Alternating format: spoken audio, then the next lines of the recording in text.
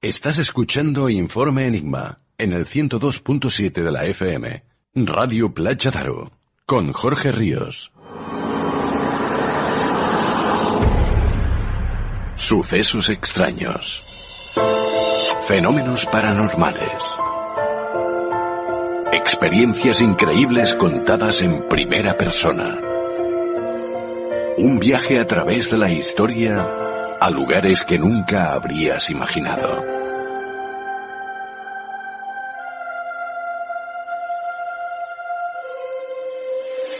Un viaje lleno de misterio. Juan Antonio Sanz ha sido corresponsal de la agencia EFE en Rusia, Japón, Corea del Sur y Uruguay. Ha cubierto acontecimientos en Asia, Europa y América, incluida la guerra de Chechenia. Ha llegado a tocar los confines del círculo polar ártico tras la tumba de un submarino nuclear ruso. Ha explorado las ruinas de ciudades perdidas en el Amazonas. Ha cruzado a pie los Andes por la calzada Inca y ha seguido los pasos de Marco Polo por la ruta de la seda. E incluso ha buscado las huellas del yeti siberiano en las montañas del Altai ruso. Hoy está en Informe Enigma para hablarnos de vampiros, príncipes del abismo.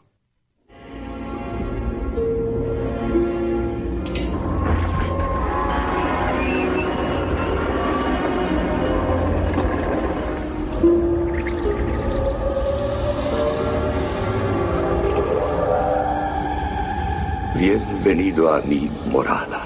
¿El conde Drácula? Yo soy Drácula. Y le doy la bienvenida, señor Harker, a mi casa.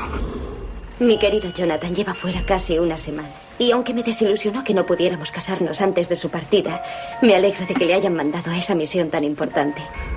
El hombre más afortunado que pisa esta tierra es aquel que encuentra el amor verdadero.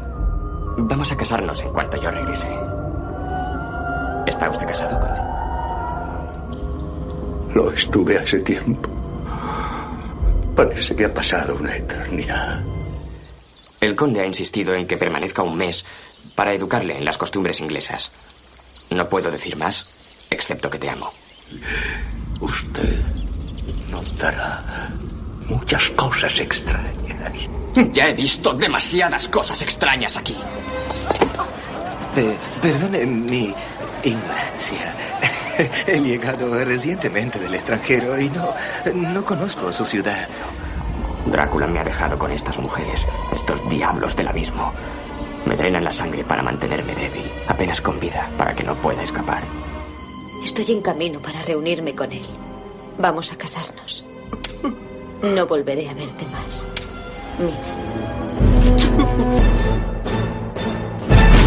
Y dejamos atrás el antiguo Egipto y ahora nos adentramos en los Cárpatos, entre niebla, entre tormentas, entre frío, entre leyendas y oscuridad, sobre todo para ir en busca de esa figura, el Nosferatu, el vampiro, y lo hacemos de manos de nuestro buen amigo Juan Antonio Sanz. Juan Antonio, bienvenido, ¿cómo estás? Pues muy bien, muchas gracias, aquí andamos. Juan Antonio, siempre que escuchamos hablar de vampiros automáticamente, y esto es prácticamente una certeza, pensamos en la novela Drácula de Bram Stoker. Hay quien afirma que, bueno, es lo que es, ¿no? Es una novela, es ficción, es entretenida, pero tú llevas muchísimos años investigando este tema y has asegurado incluso que es como una especie de Biblia, como un mandamiento. Es decir, aquí encontramos prácticamente todo lo que necesitamos para comprender el vampirismo. Pues se debe a que cuando Bram Stoker, este escritor británico, publicó su obra en 1897, pues recogió toda la historia, toda la mitología principal del fenómeno vampírico, sobre todo en lo que se refiere a Europa, y la situó en un determinado lugar donde un siglo antes se habían estado produciendo numerosos casos de presunto vampirismo, con lo cual la leyenda había ido creciendo. Entonces, Bram Stoker lo que hizo fue apropiarse de todas estas leyendas y crear su propio compendio, y en realidad cuando nosotros leemos Drácula lo podemos leer como si fuera una novela, que lo es, y es una de las principales obras literarias del siglo XIX, además con una manera de plasmarla muy original a base de diarios, de cartas, de grabaciones rudimentarias de aquellos tiempos. Pero lo que hay por debajo es, como yo le he dicho en alguna ocasión, una auténtica Biblia del vampirismo, donde se nos explican las principales características de este fenómeno, y sin indagar mucho en su origen, al menos sí tenemos una composición muy real de cuál era la leyenda a lo largo de esta Europa del siglo XIX, pero hundiendo sus raíces en los siglos anteriores. Pero pese a que estamos ante, como bien decimos, una especie de Biblia del vampirismo, Bram Stoker nunca pisó aquellos escenarios de la antigua Rumanía, aquellos Cárpatos, es decir, que prácticamente todo lo hizo desde su escritorio. Efectivamente, él nunca estuvo en Rumanía, que sepamos, porque él viajó bastante, pero no en este caso a Rumanía, y en un principio incluso iba a situar la acción un poco más hacia el oeste, lo que es Europa central, pero cayeron en sus manos una serie de libros, entre ellos el que escribió una escritora que sí que estuvo en Rumanía, Emily Gerard. Ella estaba casada con un oficial polaco destinado a esa zona del Imperio Austriaco entonces, y bueno, ella que hablaba también las lenguas locales, fue recogiendo todas las costumbres de los sitios. Ella es, por ejemplo, quien cita la palabra Nosferatu, aunque la atribuye al idioma rumano cuando en idioma rumano pues no existe esta palabra, puede haber algunas parecidas. ¿Qué es lo que hizo Bram Stoker?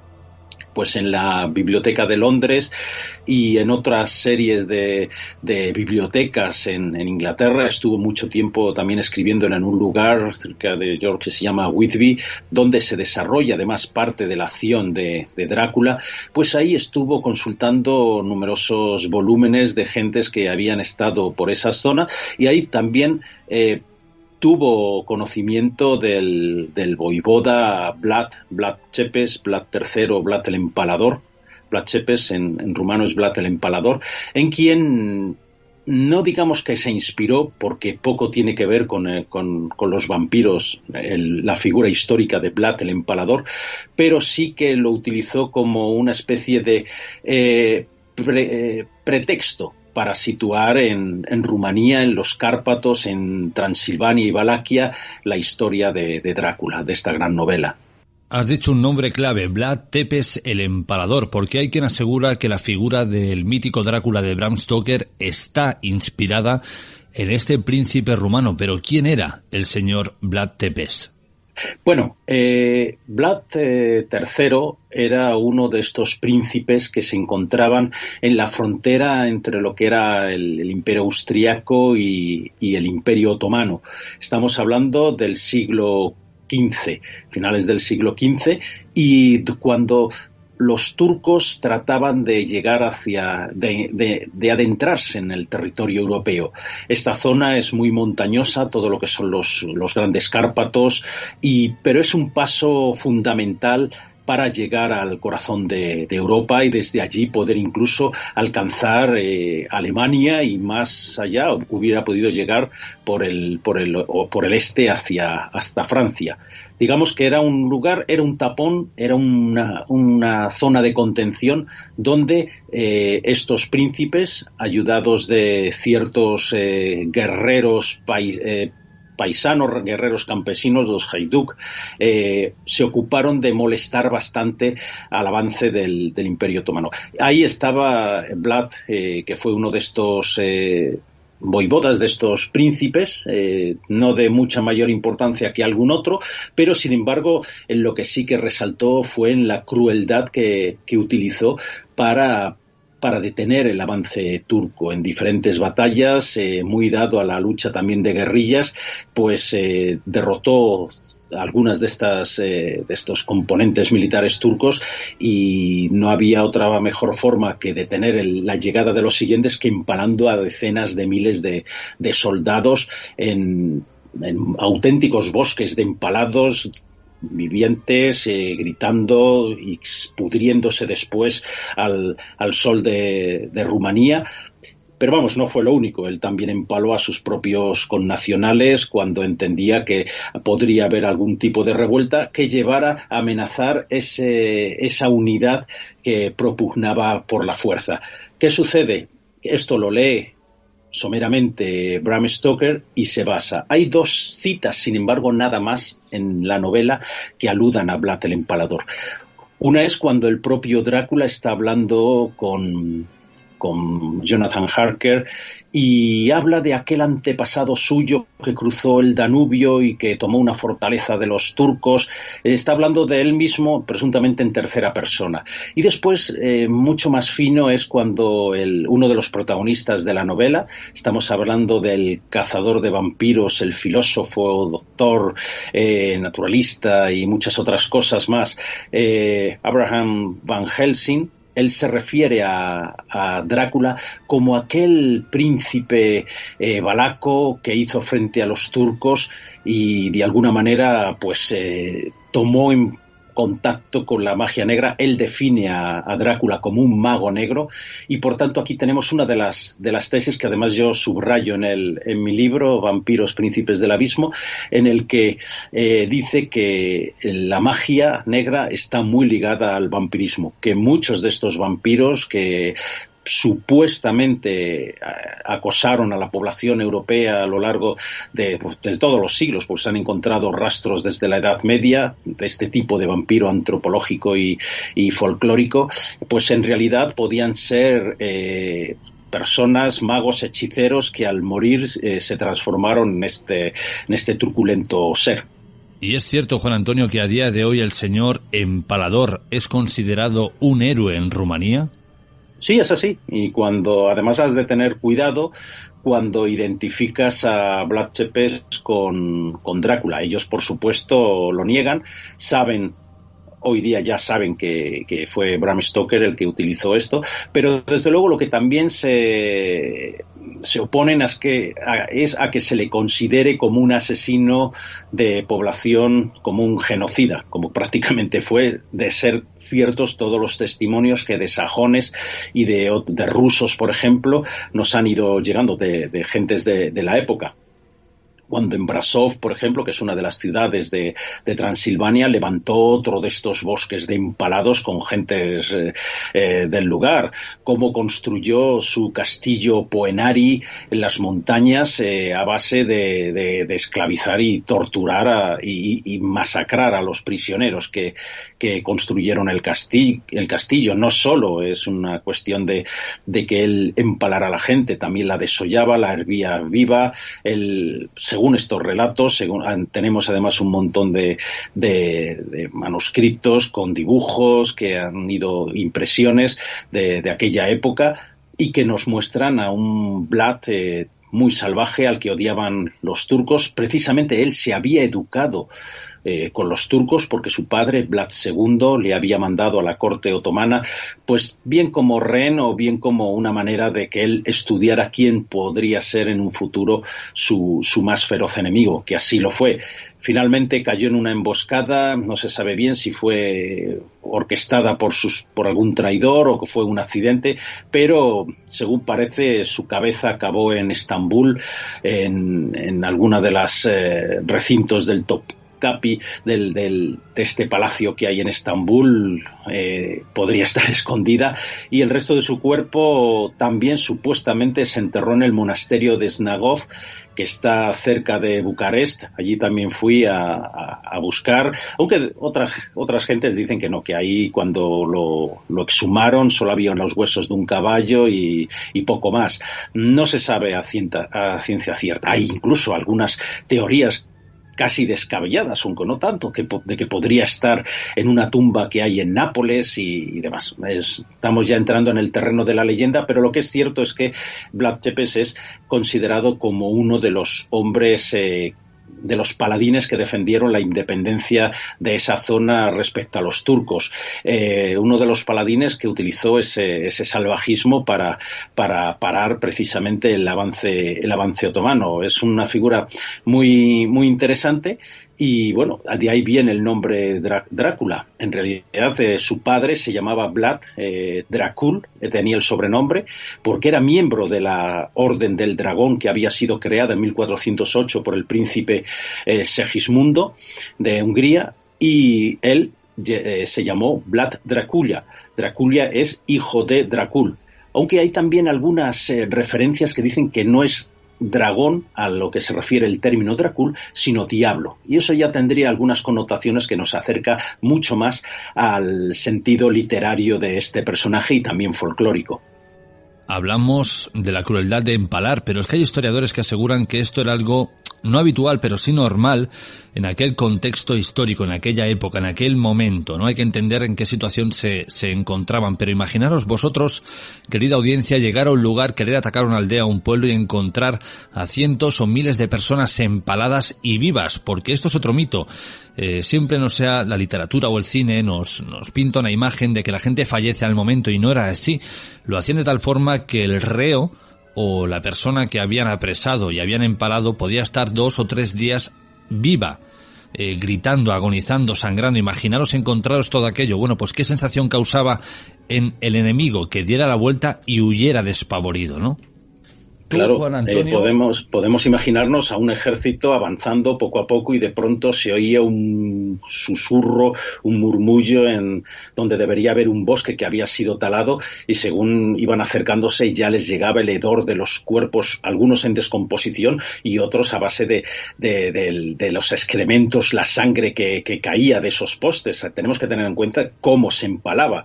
Eran mástiles de madera, suficientemente delgados y con la punta roma para que el proceso fuera más lento, que se introducían en algunos casos por el ano de las víctimas y va atravesándolas poco a poco. Podían tardar hasta 3, 4 o más días y morían no solo del sufrimiento, de la sed y bueno, el hambre era lo que menos podían sentir. En otras ocasiones el empalamiento era más rápido y con una estaca mucho más afilada simplemente los atravesaban por el vientre o por la espalda y los dejaban ahí clavados. Tú seguiste los pasos de uno de los protagonistas de la novela Drácula, Jonathan Harker. ¿Te sentiste como si estuvieras dentro de ese libro mítico de Bram Stoker? Sí, bueno, desde un principio, sobre todo porque llevaba la novela conmigo, llevaba el manuscrito también, bueno, impreso por supuesto, de Emily Gerard y algún que otro librillo por ahí de acompañamiento. Yo entré desde Hungría, llegué a Budapest, en Budapest estuve investigando algunas cuestiones sobre Arminius Bambari, que era un peculiar explorador, sabio, filósofo, espía para los británicos en el Asia Central, al que conocía Bram Stoker. Él había trabajado, Arminius Bambari, para la reina de Inglaterra como espía, y era muy bien considerado en la corte inglesa, y le pudo conocer, y él sabemos que le había contado algunas de las cosas relacionadas con los vampiros, con los no muertos, con los strigoi de Rumanía. Entonces yo entré desde Budapest, tomé el tren desde allí hasta la frontera rumana, no muy lejos de Cluj-Napoca, que es una de las principales ciudades. Desde allí me dirigí a Bistrica. Bistrica es una preciosa ciudad que en el pasado fue arrasada también por los mongoles y que es, digamos, la entrada hacia los Cárpatos norte, hacia toda esa zona donde según Drácula, según la novela y según Bram Stoker, se había situado el castillo del conde, Sin Fausto Castillo, en el llamado el Paso del Borgo. Y hacia allí me dirigí en una especie de furgoneta para la población local. Yo siempre, en este viaje que hice por toda Rumanía, nunca utilicé ninguno de los transportes que empleaban los turistas, simplemente porque mi presupuesto no lo permitía y también porque así podía enterarme de algunas cosillas. En Rumanía se hablan 1000 lenguas, aparte del rumano, si tiene uno la intención de hacerse entender. Y así llegué al Paso del Borgo y allí, bueno, me di cuenta que no era un lugar de cumbres escabrosas como uno parecería entender después de leer Drácula, pero desde luego que sí que tenía una especie de ominosa atmósfera, sobre todo por la noche. Me confundí, llegué a un monasterio de mujeres, a un convento, donde pude hablar con una de sus monjas que hablaba bastante inglés. Y ella ya me comentó, y pasé la noche en un lugar que se llama el Hotel Drácula, que así parecería bastante chistoso, pero que os puedo asegurar que no era nada chistoso por la noche, y sobre todo cuando es uno el único cliente en esa época de mediados de octubre del año 2019, que fue cuando estuve por allá. Desde allí bajé hacia el sur, hacia la zona plena de los Cárpatos, y estuve en lugares como Brasov, por ejemplo. Estuve en Sigisoara, donde se encuentra el lugar donde nació Vlad el Empalador. Estuve en el cementerio sajón de Sigisoara, donde tuve algunas peripecias, y desde allí pues también me dirigí hacia un sitio que se llama Sibiu, la antigua Hermannstadt, la ciudad de los germanos, porque había muchos en esta zona de Rumanía, pues había muchas ciudades alemanas desde la Edad Media. Y desde Sibiu me dirigí a la carretera de Transfagarasan, que está en las montañas del Cárpato. Es una carretera que mandó construir el dictador Ceausescu. ¿Y por qué me dirigí ahí? Pues porque hay un fragmento de Drácula que casi nadie comenta. Y está además copiado o inspirado en lo que había escrito nuestra querida Emily Gerard, y habla de lo que se llamaba la Scholomance, que es una palabra de un origen un poco extraño, escrito Scholomance, y que viene a designar una escuela de nigromantes dirigida por el diablo, y de la cual, con 10 integrantes, cada año el diablo elegía uno de ellos y le daba una educación especial, entre cuyas materias tenía, por ejemplo, cabalgar las Zmiu. Zmiu en rumano viene a ser algo así como dragón, aunque en eslavo también puede ser serpiente, una serpiente voladora en este caso, y controlar las tempestades, los medios. Es muy interesante porque yo creo que casi nadie que yo sepa había prestado atención a la correlación entre este nombre de Scholomance y nuestras propias cuevas de Salamanca. Salamanca y Scholomance tienen el mismo origen, lo queramos o no. Y puede ser de los Solomonari, que eran unos antiguos peregrinos con conocimientos mágicos, pero también puede venir de la palabra hebrea shole, que es escuela, y de mantia, que significa mancia, es magia, materia de adivinación y demás. Entonces tenemos, desde un extremo de Europa al otro, tenemos que se está repitiendo lo mismo. Y eso era muy importante, y eso es uno de los preceptos en los que yo me basé para indagar en esta relación entre la magia y el fenómeno vampírico, entre la historia de la magia y la historia del propio fenómeno vampírico, la mitología vampírica. Y bueno, después acabé en Bucarest, donde también encontré una serie de cuestiones. Pude conseguir un libro muy interesante sobre el propio Drácula, sobre el propio texto, y desde allí fui a Targovice, que es una ciudad que está ahora es un pueblito donde estuvo una de las capitales de Vlad el Empalador, y es una especie de Camelot de este Vlad III. Como he dicho al principio, siempre que pensamos en vampiros, automáticamente, pues Transilvania, Rumanía, sin embargo, China, Bolivia, es decir, hay muchísimos países en los que tú has estado investigando estas figuras, pero ¿los has visitado todos o tan solo te has documentado desde la distancia? No solo los he visitado, sino que he vivido en la inmensa mayoría de ellos. Menos en Estados Unidos, que lo he visitado en 4 o 5 ocasiones. En el resto, pues Rusia, bueno, y Grecia también, que también la he visitado, pero tanto en Rusia como en Japón, como en Bolivia y como también en Cuba, ahí estuve. también viajé a través de la Ruta de la Seda en China en el año 93 y ahí pude conocer algunas de las historias más espeluznantes sobre criaturas que podrían equipararse a vampiros. En el caso de China, por ejemplo, tenemos a los Qianxi, los vampiros danzantes o vampiros saltarines, que la verdad, aunque su nombre parecería un tanto chistoso, son unos de los más temerosos que se puede encontrar uno.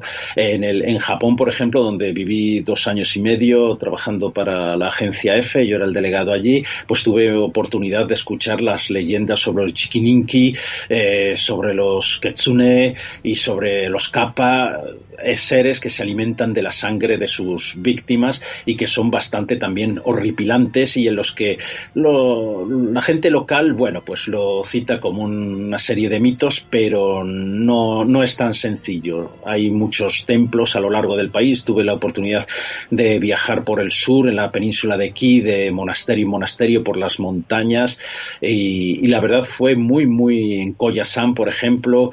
Estuve también en el monte Fuji, en cuyas laderas, en Hakiosaga, en esas zonas de bosques inmensos donde se suicida la gente, pues escuché de pronto otra vez las leyendas sobre los devoradores de cadáveres, esos Jikininki.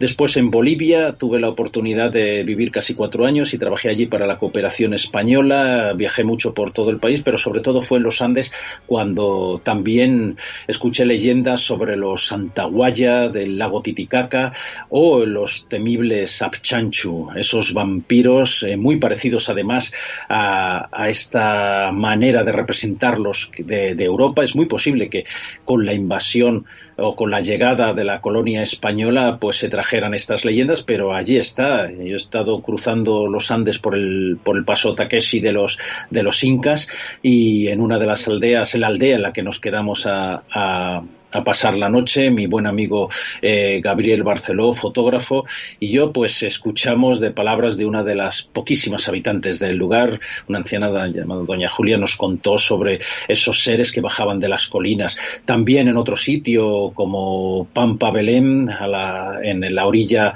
este del Titicaca, ya en las faldas también en las faldas de los Andes, tuve conocimiento sobre cómo estos seres en el pasado pues eran una cosa común en las leyendas de todas estas personas. En Estados Unidos, por ejemplo, estuve en Exeter, al lado de Providence. Providence, nuestros oyentes pueden reconocer el lugar donde vivió casi toda su vida H.P. Lovecraft.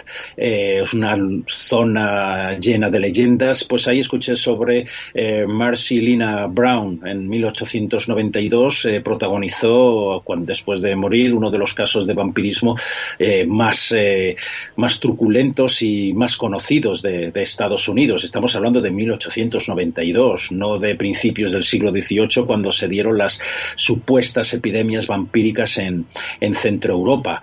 Entonces, a lo largo de diferentes sitios uno va encontrando muchas trazas. En Grecia, por ejemplo, en Creta y en otras partes de Grecia escuché hablar sobre los bricolacas, que tienen un parecido tremendo con los vampiros ancestrales de Rumanía.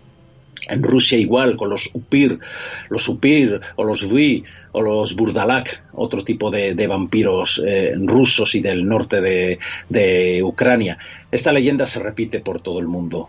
Cito a algunos de otros sitios, pero sobre todo hablo de los lugares en los que yo he estado.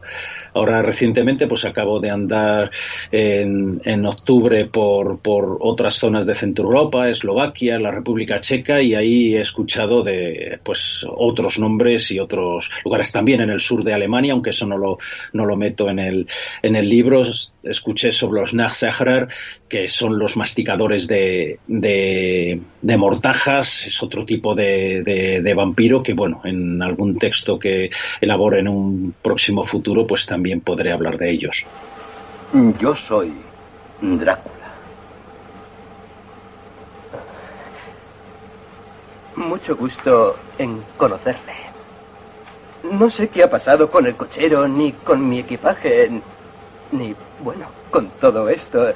Yo creía que me había equivocado de lugar. Le doy la bienvenida.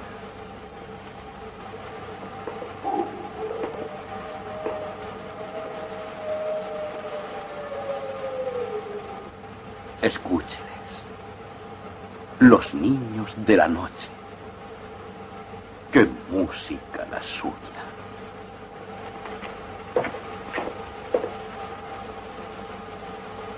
Las arañas tejen sus telas para cazar moscas. La sangre es la vida, señor Rel. Es curioso porque estamos hablando de culturas ancestrales milenarias que están separadas por auténticos océanos y todas coinciden en lo mismo. Aquí tiene que estar ocurriendo algo.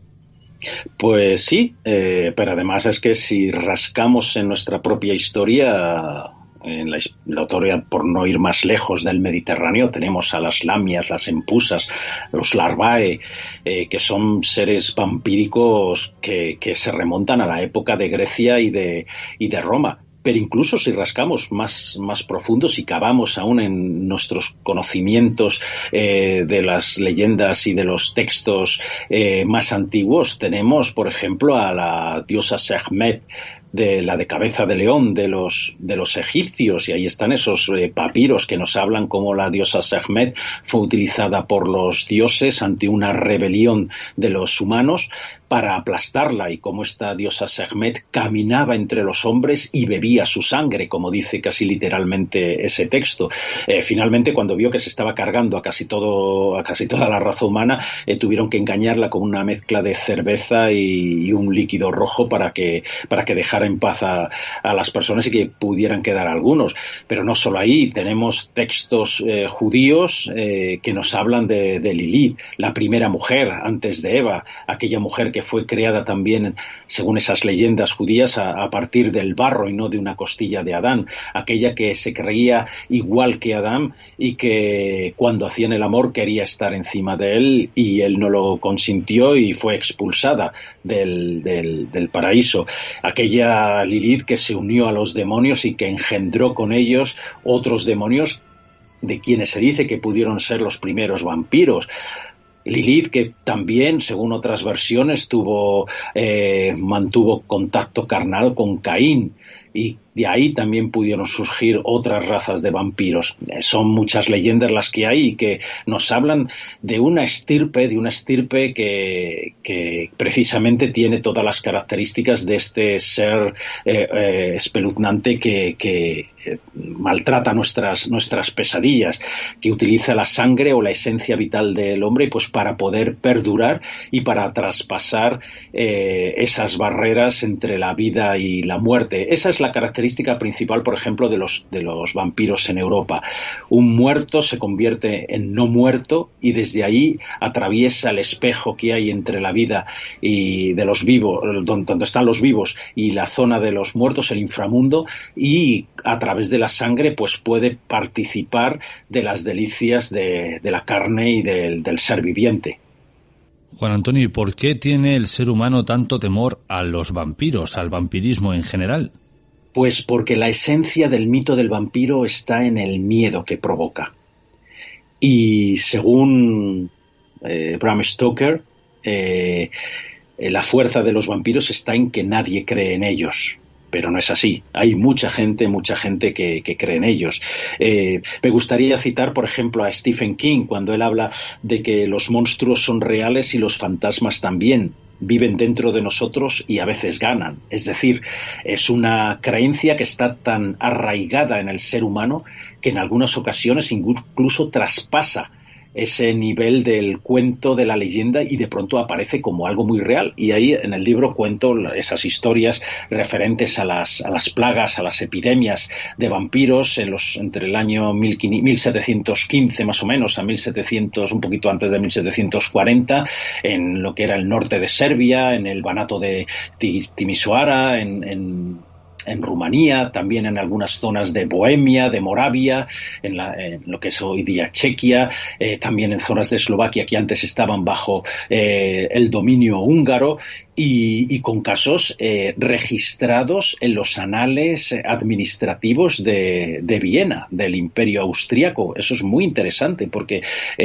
cuando ellos notaban que en esa zona de contención las fuerzas de los principados y reinos centroeuropeos ante el imperio turco, que todavía en el siglo XVIII era muy potente, pues en esos lugares, en esas tierras de nadie, en esos auténticos Far West, aunque estuvieran en el este de Europa, pues aparecía una leyenda, no una leyenda, sino una información, el rumor de que había vampiros que estaban acabando con la gente empezaba a alargarse y a poner piernas por en medio. ¿Y qué sucedía? Claro, esas zonas quedaban despobladas.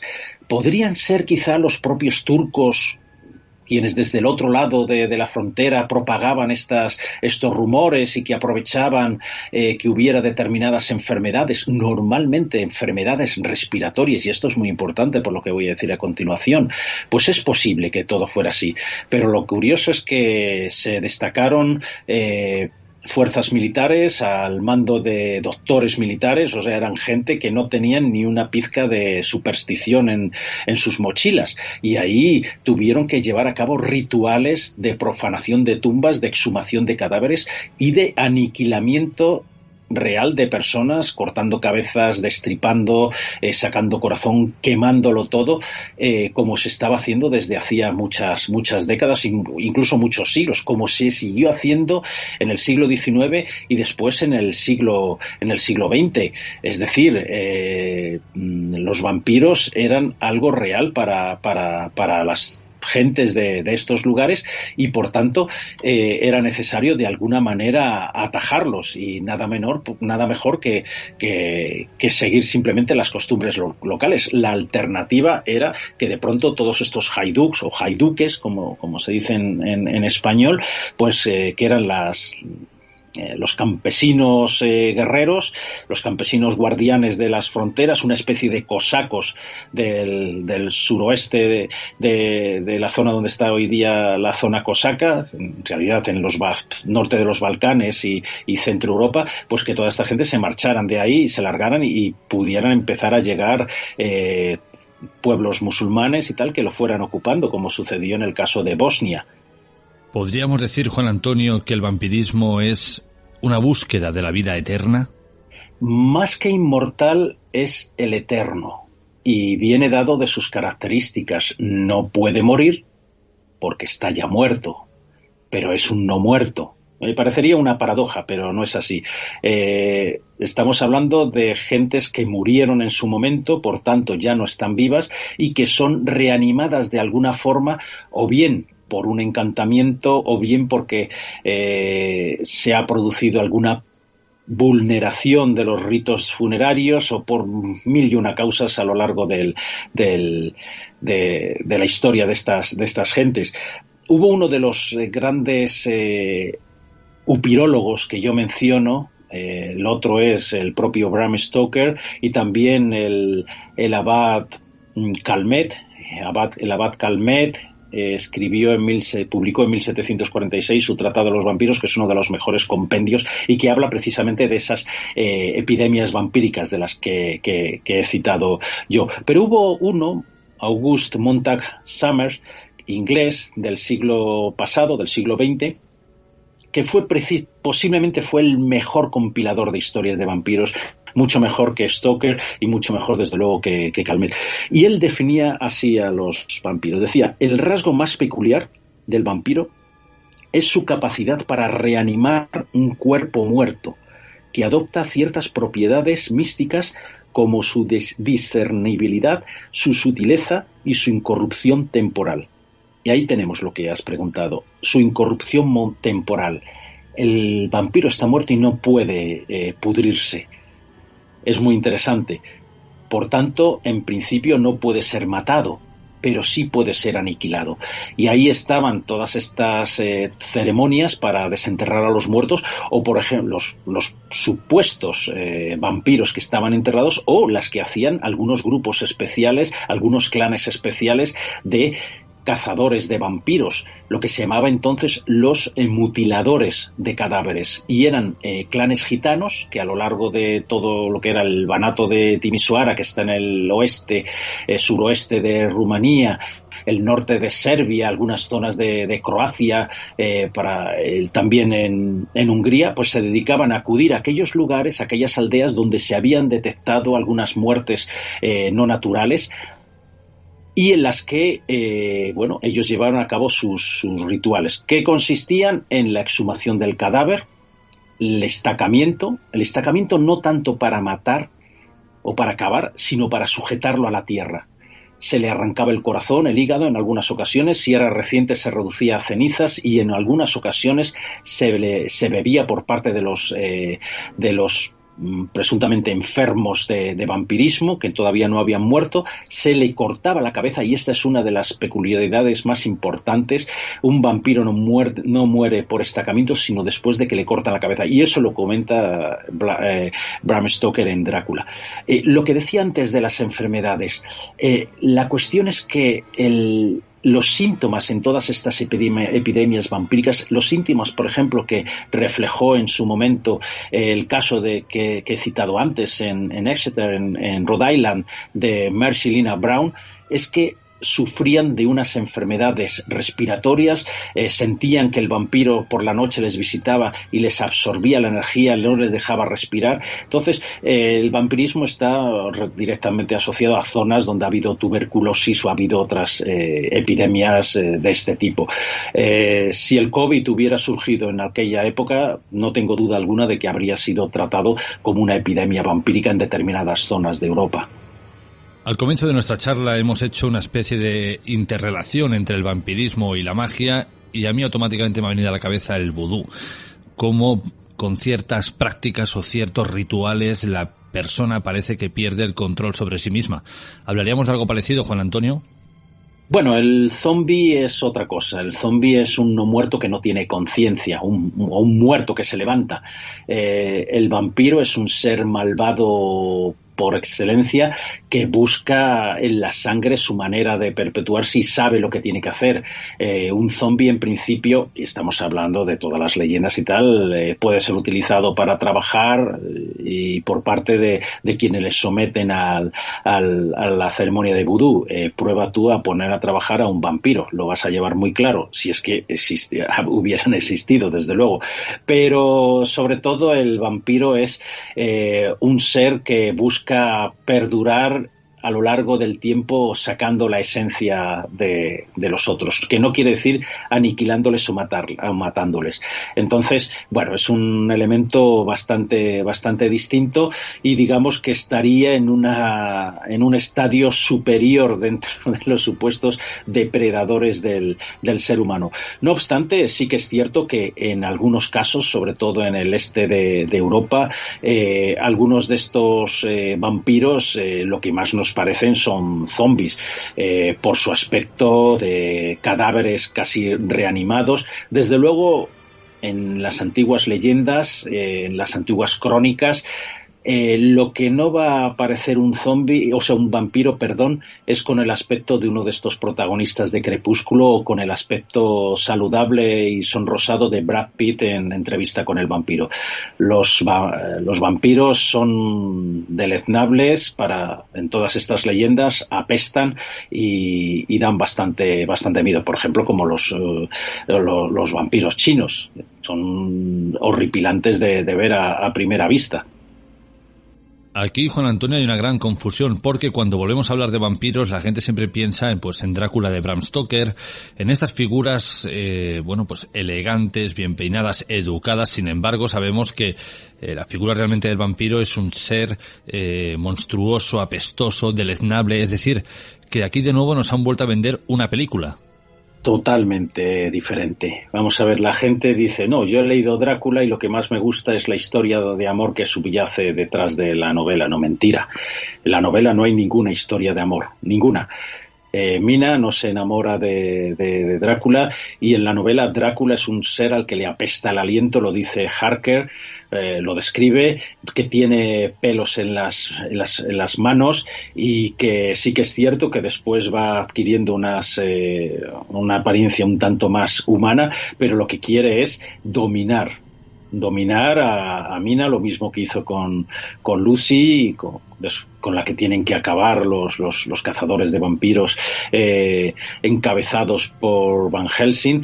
Entonces, eso de que he cruzado océanos del tiempo, no, eso no es así, no es verdad. El Drácula de Stoker es un Drácula malvado y que pretende apoderarse del mayor número de personas para sus fines.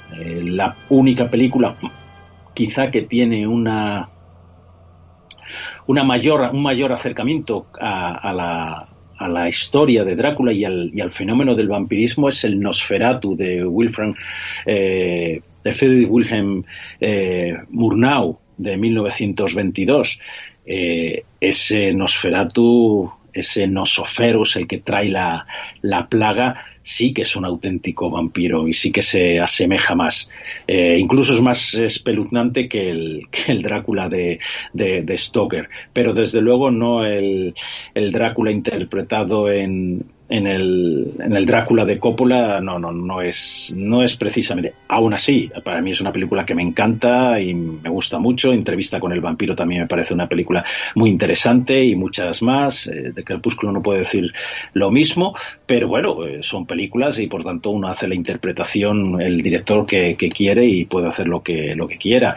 Recientemente he visto alguna serie de vampiros bastante más interesante, más cercana a ese mito original, por ejemplo Chapel White, o una Misa a Medianoche, Midnight Mass. O sea, quiero decir que todavía se puede hacer algún tipo de historia relacionada con el vampirismo mucho más cercana a la realidad del mito, no a la realidad del vampiro, a la realidad del mito y de la leyenda. Vamos llegando al final de nuestra charla, Juan Antonio, y tú has recorrido parte largo y ancho del mundo buscando a estos seres, estas leyendas, estas historias que evidentemente no son reales, tan solo pertenecen al folclore popular de cada lugar, ¿no? Una forma de interpretar el miedo que tiene el ser humano a lo desconocido. Pero en alguna ocasión te has encontrado con algo que digas, cuidado, que aquí quizás sí que esté pasando algo que sea muy real.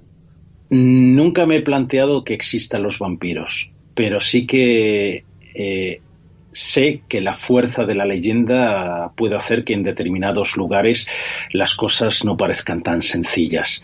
Y no solo con el tema de los vampiros, sino figuras asociadas al vampirismo, como el caso de aquella condesa Erzsébet Bathory en el castillo de Častice, en el norte de Eslovaquia, que también visité hace unas semanas precisamente, y que, bueno, hay cosas bastante extrañas, y cómo la maldad humana puede hacer cosas peores que el peor de los vampiros. Además, tenemos que tener en cuenta una cosa. Todas estas películas o novelas que nos representan a hordas de vampiros atacando en plan zombie, pues se alejan bastante de lo que la leyenda nos cuenta. Normalmente las epidemias de vampiros es por la acción de 1, 2, 3. En un caso se encontraron en una aldea hasta 17 posibles personas vampirizadas, pero fueron también a lo largo de determinado tiempo. O sea, no es que de pronto aparezcan 17 vampiros atacando a la vez. No, porque además eso habría quedado de alguna forma u otra de manifiesto la mentira del caso. Pero sí que en algunos sitios donde, por ejemplo, en España las leyendas de los aparecidos también se acercan bastante al fenómeno vampírico, uno se queda un poco inquieto. En Japón, por ejemplo, yo he hablado con algunas personas que, si bien dicen no, estos son leyendas, no son capaces de explicar el terror que suscitan semejantes leyendas. Y es así, bueno, y no hace tanto tiempo en Rumanía hubo un caso en el que se desenterraron de nuevo en el año 2004, principios de 2004, se desenterró un cadáver diciendo que estaba afectado por el vampirismo. Es decir, la gente puede llegar a creer que hay vampiros. Juan Antonio Sanz, Vampiros, Príncipes del Abismo. Para quien quiera profundizar un poquito más en este viaje a lo largo de tu trayectoria buscando a estos monstruos, ¿dónde pueden encontrar tu último libro? Bueno, pues el libro es de la editorial Arcopress, que está ligada a Almuzara, y lo pueden comprar, yo creo que en cualquier librería se puede encargar, también por Amazon se puede conseguir, e incluso lo tienen en formato de ebook. Yo aconsejo el otro formato, pues porque tiene algunas ilustraciones bastante curiosas, que la editorial ha tomado un gran esfuerzo en irlas buscando, de manuscritos y cosas así, y merece la pena. Además, la portada es bien bonita, con Bela Lugosi en rojo y negro, y es curioso. Yo no hablo de cine de vampiros, lo cito un poco, salvo de una película, y es esa que he citado antes, que es Nosferatu, pero porque Nosferatu es algo distinto, es más que una película, es una obra de arte, pero además tiene unos componentes esotéricos y ocultistas que no ha tenido después ni una sola de las películas que se han hecho sobre Drácula, sobre el vampirismo. Nosferatu, del año 1922, es un referente en la historia del cine, pero también en la historia del arte y sobre todo en la historia del ocultismo europeo. Juan Antonio Sanz, mil gracias y un fuerte abrazo. Muchas gracias, y aquí me tenéis. Cada viernes de 11 de la noche a 1 de la madrugada, el mejor misterio te espera en Informe Enigma.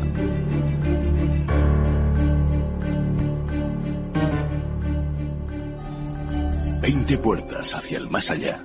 Un estudio de lugares es el último trabajo literario del investigador de lo paranormal Jorge Ríos. Conoce la historia y los misterios que habitan dentro de algunas edificaciones tildadas de malditas o encantadas de nuestra geografía. Algunas populares, otras desconocidas, pero todas guardan infinidad de secretos para quien desee conocerlas y visitarlas. 20 puertas hacia el más allá. Un estudio de lugares encantados de escuchando Informe Enigma en el 102.7 de la FM, Radio Playa Daro, con Jorge Ríos. ¿Quieres apoyar a Informe Enigma? ¿Quieres que siga creciendo? Ahora puedes hacerlo.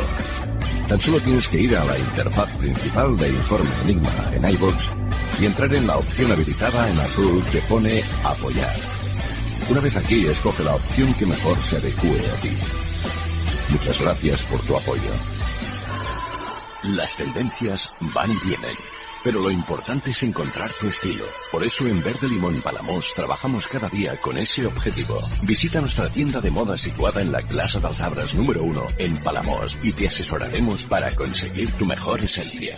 Nuestro horario es de 10 a 13:30 y de 17 a 20:30, de lunes a sábado. Y nuestro teléfono de contacto es el 972 600832. Los científicos están estudiando el fenómeno, específicamente ese estado de trance que parece caracterizar a los agresores. Se trata claramente de un desorden del comportamiento, pero ¿qué puede haber provocado una situación tan dramática como la que estamos viendo esta noche? Biólogos de Stockton, California, han presentado un informe que afirma... ¡Dios os maldiga! Bienvenidos a Voces del Más Allá, con Yolanda Martínez. Y para concluir nuestro espacio de esta semana, damos la bienvenida a Yolanda Martínez en Voces del Más Allá. Yolanda Martínez, bienvenida, ¿cómo estás? Buenas noches, Jorge. Pues muy bien, la verdad. Esta semana vamos a hablar de signos, pero no de signos del zodíaco. No vamos a descartar quién es mejor o quién es peor, no vamos a ir al cuello de algunos. Vamos a hablar de los signos del alma. Así es, Jorge. Vamos a hablar de los signos del alma. Puede cambiar la visión que tenemos de nosotros mismos y de otros también. Es una manera de identificarnos. ¿Qué ocurre? Los signos del alma sabemos que hay 4 elementos: el aire, la tierra, el fuego y el agua. ¿Me lo he dicho el agua? Pues los 4, vuelvo a repetir, agua, tierra, fuego y aire. Y en cada grupo hay 3 elementos, pues también hay 3 diferencias, o podríamos decir cómo se define a cada grupo de elemento de los signos de cada horóscopo, para que cada uno se identifique. Y es una manera de conocernos a nosotros mismos y a los demás. Vamos a ver... Y perdona que te interrumpa, ya tenemos suficiente lío porque somos de un determinado signo por una fecha de nacimiento, luego tenemos que tener en cuenta el ascendente, que eso influye prácticamente más que el signo, y ahora también tenemos que ver qué tipo de signo del alma somos. Es decir, así al final no hay quien se aclare. No, al contrario, es para conocerse mejor uno mismo. Incluso verás que conforme vayamos dando detalles de cada signo del alma, verás que tú has conocido personas así. Incluso hay una sorpresa. Sabemos que hay 4 elementos, como he dicho, pero hay un factor sorpresa, que es el signo del alma azufre. Y vamos a ver en qué consiste ese signo de alma de azufre. ¿Qué ocurre con él? Pero vamos a empezar con los signos de fuego. Recordad que fuego es Aries, Leo y Sagitario. Y cómo se definen, y cada uno de ellos debe intentar saber cuál le condiciona a él o cuál le representa mejor a él. Está la retrospectiva, la soñadora y la estrella brillante. Vamos a definir lo que es la primera, la retrospectiva. ¿Qué pasa? Es el alma probablemente uno de los signos más incomprendidos que puede haber. O sea, si tú te defines como una persona que siempre intentas convencer a los demás, que tienes tus propias ideas, pero nadie te comprende, y eres signo de fuego, estarías en ese grupo, ¿de acuerdo? Si eres una persona incomprendida totalmente, que a la gente le cuesta entender tus pensamientos, tus emociones, cuando te expresas, que te sientes que eres un alma sin, que no hay manera de encajar en este mundo, pues estarías en esa fase. Luego está el alma soñadora. Uno no puede evitar que le guste el alma soñadora, puesto que posee muchas cualidades atrayentes, incluso en el colmo de la frustración para sus ideas descabelladas también. Resulta difícil estar enfadado con ella porque normalmente te aplica las mejores intenciones. Si hay un alma soñadora en tu vida, eso se enriquece muchísimo. Pues eso, el alma soñadora se ve empujada a actuar por las emociones, al igual que todos los signos de fuego. Los signos de fuego, si algo tienen, es eso, que son demasiado, no solo pasionales, sino que emocionalmente pueden ser tremendos. Vamos por el alma estrella brillante. Bueno, quiero que sepáis que esta alma es un ser con mucho talento, alegre, ingenioso, listo, pero con frecuencia incluso puede llegar a ser un poco ingenuo. De verdad, porque tarda en recuperarse en situaciones difíciles, es muy atento, extremadamente optimista. Son personas que brillan, como dice su alma, estrella brillante, brillan demasiado, pero a veces quieren ser tan brillantes que se vuelven un poquito ingenuos. Esto, si te ves tú reflejado ahí, serías un alma brillante. Vamos con los signos de tierra. Toca los signos de tierra. ¿Quién son los signos de tierra, Jorge? ¿Sabes alguno? Cáncer, puede ser. Capricornio. Capricornio, sí. Tauro. Sí. Más que nada lo digo porque como son animales, pues van por la tierra, o sea... Yo Tauro, Capricornio, Leo es fuego, Aries. No, Virgo. Ese signo que tanto te gusta ti, ese signo que tanto te gusta a ti de tierra. Pero sí, el Capricornio y el Tauro tienen cuernos, son tozudos por naturaleza. Tu ascendente es Tauro, así que escucha. ¿Qué tipo de alma es la que a ti te atrapa más? Comenzamos con el alma cazadora. El alma cazadora puede resultar una personalidad verdaderamente inspirada y estimulante, que trabaja activamente para conseguir lo que quiere y lo que desea. O sea, que eso se perfila bastante a ti un poquito, ¿verdad? En su determinación por ganar, no obstante, puede llegar a ser involuntariamente agotador y perjudicial para aquellos que lo rodean. O sea, un poquito de alma cazadora tú tienes, ¿eh, Jorge? ¿Sí o no? Yo soy Géminis, ahora mismo he desconectado de los signos de tierra. Bueno, pues no, porque piensa que el ascendente es el que marca nuestra personalidad y yo te veo mucho como una alma cazadora. Puedes llegar a ser agotador este hombre. Vamos a ver con los otros signos de tierra que estaría relacionado con el alma visionaria.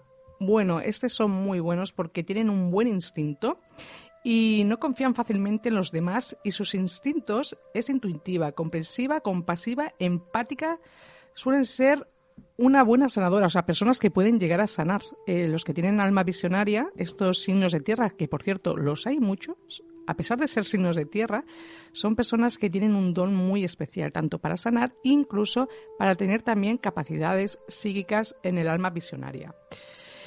Nos queda el alma guerrera. Por cierto, es un alma muy minuciosa, metódica, curiosa, meticulosa, exigente, maniática y disciplinada. Casi nada.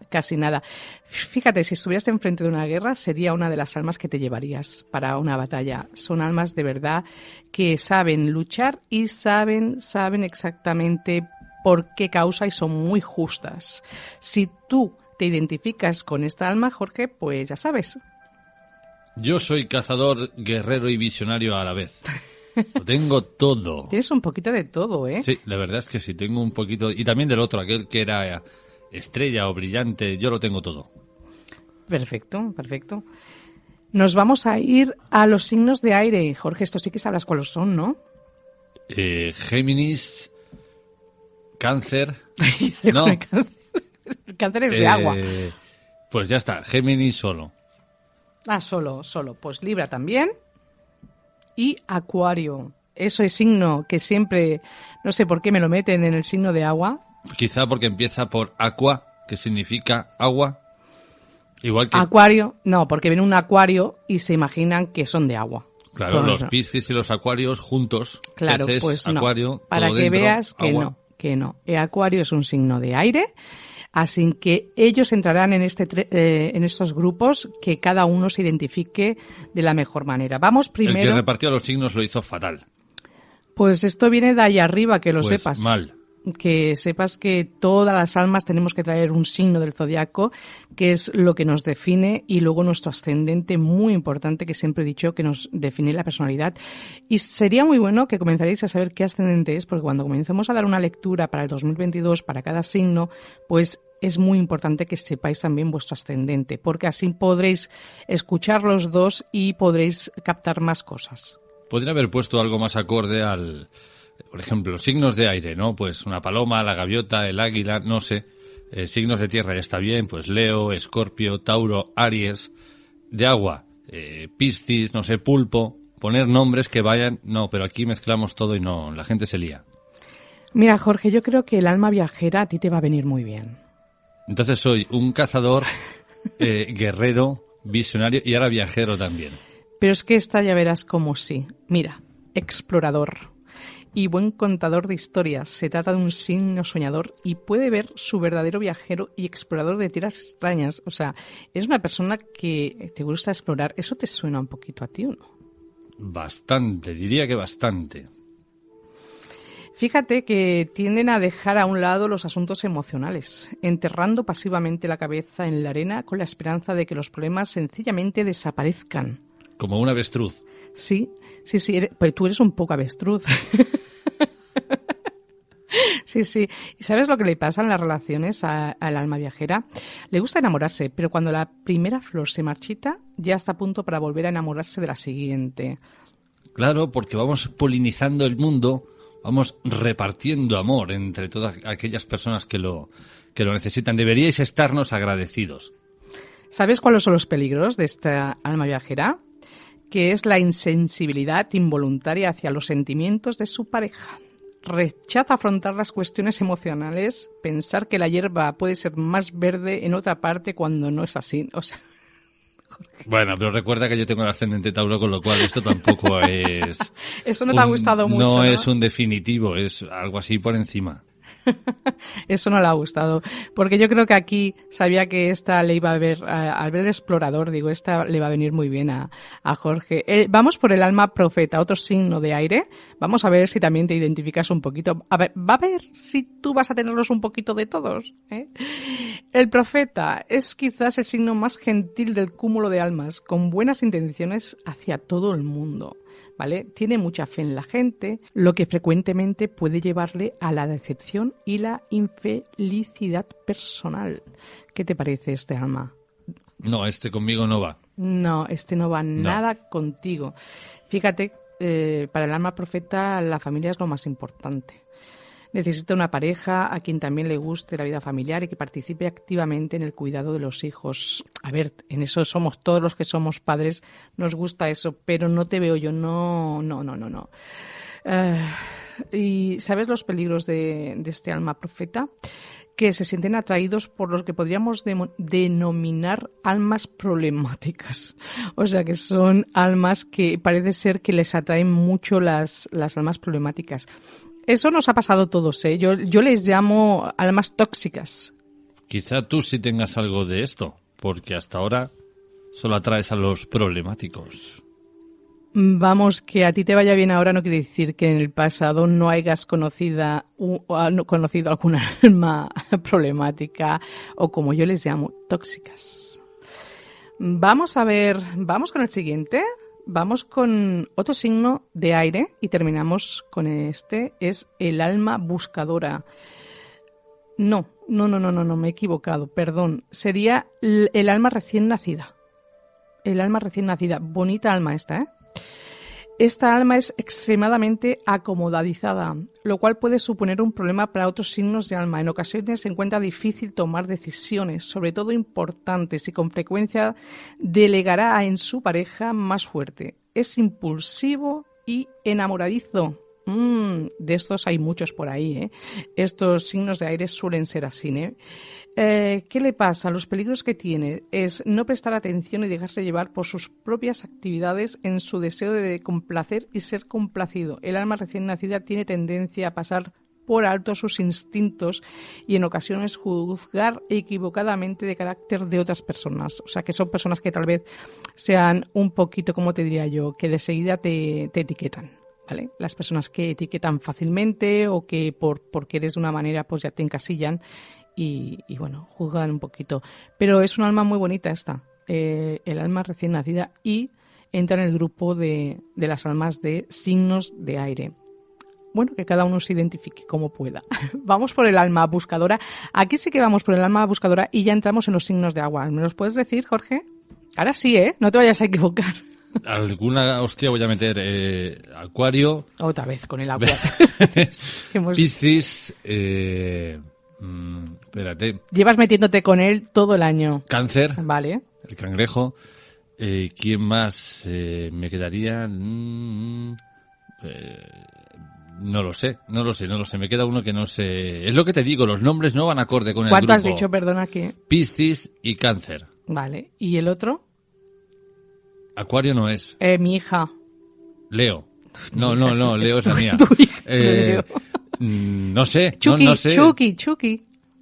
¿El muñeco diabólico? Escorpio. Es tu hija, no la mía. Pues tendrás que saber tú qué signo es la de tu hija. Por supuesto, pero estaba poniendo a prueba, Jorge. Pues estaba poniendo a prueba. Yo sé perfectamente qué signo es tu hija. Bueno, vamos a dejarlo. Escorpio, Piscis y Cáncer, estaros atentos o atentas también, por supuesto. Vamos con el alma buscadora. Del grupo de energía del agua, el alma buscadora actúa por la necesidad de evaluar y llegar a un acuerdo, ¿vale? Normalmente hará lo que desee, pero trata de sospesar una situación siguiendo sus propias ideas y de llegar a algún acuerdo con los demás. Podrá emprender y justificar sus acciones, pero normalmente intentará ofrecer algo a cambio. Siempre están buscando. Son almas que siempre. Las implicaciones personales asustan a este alma, que rara vez da el primer paso. Es necesario un tipo de alma discretamente decidida para conseguir que se comprometa y su ego intelectual es el camino a su corazón. A su corazón, perdón. Esta lengua que se traba hoy, se está aquí complicando la cosa. ¿Qué has hecho, Yolanda, con la lengua que se traba? ¿Qué te has comido, Yolanda, que no puedes hablar bien? De momento no he comido nada. Los peligros de este alma buscadora es cerrarse, mostrarse distante o reservada. La madurez puede cambiar este aspecto, pero solo si hace un gran esfuerzo por su parte. Vamos con el segundo grupo, que es el mismo grupo, pero la segunda, que sería el alma pacificadora. Os voy a contar un poquito sobre este alma. Si tienes un amigo al que querrías pellizcar por ser demasiado bueno, demasiado amable y demasiado utilizado por los demás, puede tratarse perfectamente de un alma pacificadora. Es curioso porque a mí una vez me dijeron, tú no eres buena, Yolanda, eres tonta de lo buena que eres. Así que yo podía estar aquí. Pagafantas. Sí, soy un poco pagafantas, lo reconozco. Entonces, seguro que tengo un poquito, aunque luego viene el alma vieja, que también me identifico, el alma pacificadora. Lo que pasa que como mi ascendente es signo de fuego, tengo otra parte ahí que siempre estoy ahí, chin, chin. Pero me identifico mucho con el alma pacificadora. Porque ¿sabes lo que pasa? Del grupo de energía del agua, el pacificador se esforzará para complacer siempre a los demás, para ceder todo lo que se pueda. Es, ¿cómo te diría? Es muy justo. Es un alma muy justa. Pero ¿sabes qué pasa? Que tú no te puedes autojuzgar, no puedes decir yo soy de este grupo. Eso tiene que ser alguien visto desde el exterior, porque si no todos evidentemente vamos a tirar hacia lo que mejor nos convenga o lo que mejor nos deje, ¿no? Entonces que tú te veas así no quiere decir que los demás te veamos así. Perdona, yo he empezado diciendo que a mí me dijeron una vez, tú no eres buena, eres tonta, de lo buena que eres. No hablo por mí, yo digo lo que me han dicho. Una de tantas, habría que preguntar al resto de personas si piensan que eres pacificadora o no. Yo personalmente pienso que tienes mucho de manipuladora, porque cuando hemos entrado en estos signos de agua, has dicho, te llevas metiendo con él todo el año. Yo no me meto con los cáncer. Tú empezaste a meterte con los cáncer y ahora, por lo que sea, le has dado la vuelta a la tortilla y el señor Jorge Ríos es quien tiene manía a los cáncer. Así que busca en esas almas, en esa lista de signos del alma, la manipuladora y ahí te meto yo. Por suerte tenemos iVoox y podéis escuchar todos los programas en el año. Sí, sobre todo en el primero que dice, he bajado al Géminis de posición y he subido. Cierto, a partir de ahí. Cierto, ahí digo yo sí, pero se quedó ahí la cosa, tú continuaste. Pero esto es un programa para hablar de cáncer o para hablar de almas que dan viajes. Pues sí, venga. Es que me distraes, de verdad que me distraes. Vamos a por el alma pacificadora, pero vamos a ver los peligros de esta alma pacificadora que puede ser buena, ingenua a veces, que cada uno se tiene que identificar. Oye, yo me puedo identificar aquí, ¿qué pasa? Vamos a ver los peligros. Ser utilizado por los demás en las discusiones de otras personas. Esperar que los demás tengan su misma escala de valores. Pues esto puede conducirle a sufrir grandes decepciones. Puede acabar poniéndose de alfombra. Madre de Dios. Pobre alma pacificadora que al final la van a utilizar hasta de alfombra. Te estás quedando afónica. ¿Por qué te tocas la garganta? ¿Te duele ahí profundo? Hoy está Jorge. ¡Wow! ¿Cómo está? Se nota que estamos a punto de un puente, que nos vamos 5 días de puente y, bueno, aún queda una semanita, pero ya lo estamos comenzando a gozar, Jorge. Yo no sé qué puede pasar la semana que viene aquí. No sé qué puede pasar. Pues la garganta es lo que tiene cuando viene el frío. Bueno, ahora sí, Jorge. Ahora sí que nos vamos al alma vieja. Mira, te voy a decir una cosa. Creo que la mayoría de nosotros en algún momento de nuestras vidas hemos encontrado o conocido un alma vieja. Seguro, Jorge, porque hemos hablado ya bastante aquí de las almas viejas. Bastante fácil de reconocer. La puedes reconocer inmediatamente. Normalmente transigente y dispuestos a escuchar. El alma vieja posee una serena sabiduría que atraerá a aquellos que buscan sólidos consejos. En momentos de verdadera crisis se pueden confiar en un alma vieja. O sea, siempre puedes confiar en un alma vieja. No te va a traicionar. También podéis identificar a un alma vieja pidiéndole el DNI y viendo su fecha de nacimiento. Es que no puedo. ¿Qué dije yo? El alma vieja es extremadamente independiente y capaz de vivir sola. ¿Lo dije o no eso? Que éramos capaces de vivir solos. Pero le gusta la compañía, por lo que tiene que entablar relaciones largas o casarse. O sea, no nos comprometemos a medias las almas. ¿Pero en qué quedamos? ¿Eres pacifista o eres vieja? Pues ¿O eres una vieja pacifista? ¿O cómo funciona esto? Puedo ser un poco de las dos. Y encima tengo un poco de fuego también. Así que hay una mezcla aquí en mis almas bastante cañeras. Tengo que decir los peligros de este alma. El alma vieja, perdone, es que esta garganta tiende a irritarse e impacientarse. Eso es verdad, eso es cierto. ¿La garganta? Sí, también, la garganta también.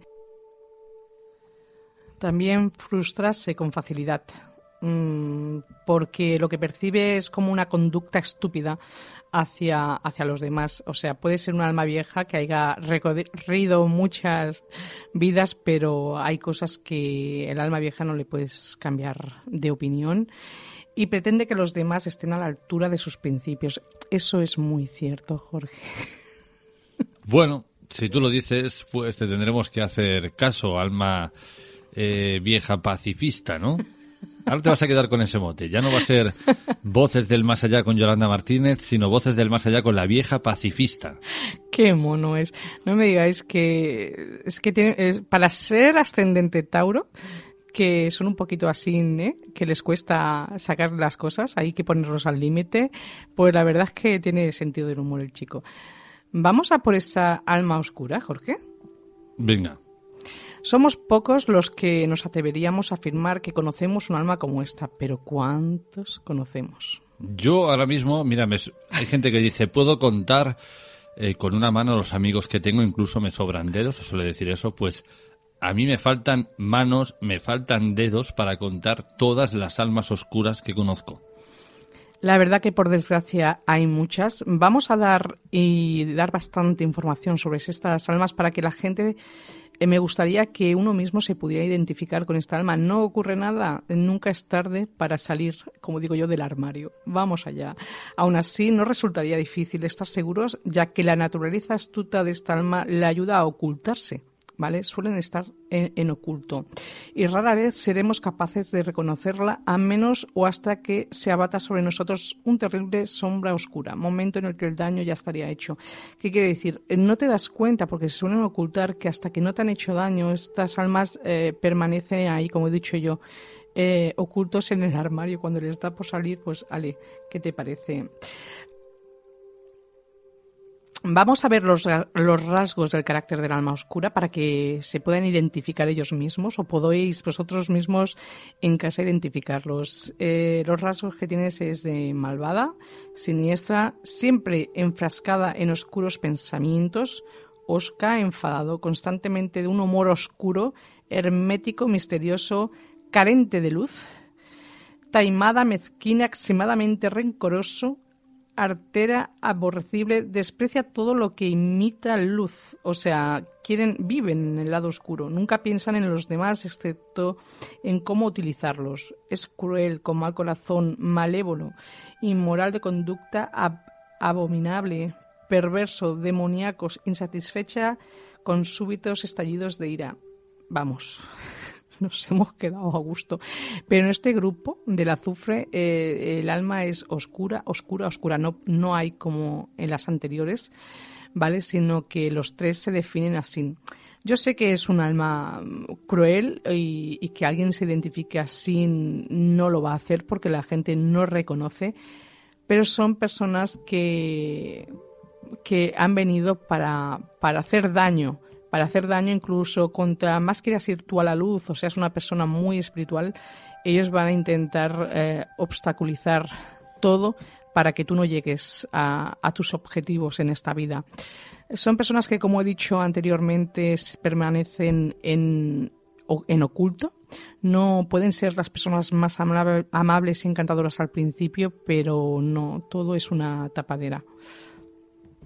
Como he dicho, de estas sí que hemos conocido unas cuantas y bueno, encajan a la perfección y da igual del signo que sean, almas oscuras totalmente. Yolanda Martínez, cerramos aquí Voces del Más Allá. Formas de contacto. Vamos allá. A Yolanda Martínez 544 es mi Instagram. Recordad que cada semana subo un vídeo con las energías de Shosen. También tengo el teléfono móvil, por supuesto, para consultas al 647-552954. Yolanda Martínez, hasta la semana que viene. Hasta la semana que viene. Hemos abierto las puertas del antiguo Egipto, os hemos trasladado a los Cárpatos para conocer a esos Nosferatu, a esos seres nocturnos, a esos vampiros, y ahora, bueno, pues hemos cerrado con con esos signos del alma, ¿no? Mientras tanto, nosotros nos despedimos hasta la semana que viene. Regresamos dentro de 7 días.